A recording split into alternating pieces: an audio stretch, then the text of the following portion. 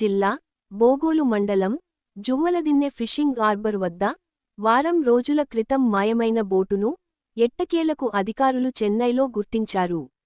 ఈ సందర్భంగా అధికారులు మాట్లాడుతూ, తమిళనాడుకు చెందిన 2 బోట్లు వారం రోజులు క్రితం మన తీర ప్రాంతంలోకి అనుమతి లేకుండా ప్రవేశించటంతో వాటిని అదుపులోకి తీసుకోవడం జరిగిందన్నారు.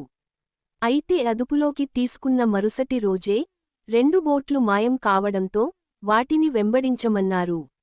ఇందులో భాగంగా ఒక బోటును వెంటనే అదుపులోకి తీసుకున్నామని తెలిపారు. మరొకటి తప్పించుకొని పోగా దానిని చెన్నైలో గుర్తించామన్నారు.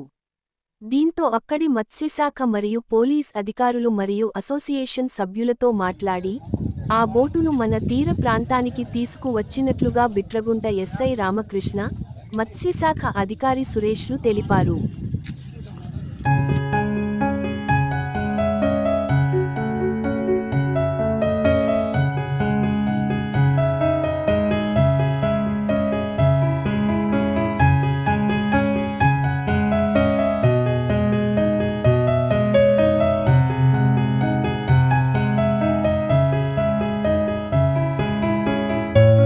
మరిన్ని తాజా వార్తలు ఎప్పటికప్పుడు తెలుసుకునేందుకు మన గ్లోబల్ న్యూస్ లోకల్ టీవీని సబ్స్క్రైబ్ చేసుకొని లైక్ చేసి కామెంట్ చేయండి.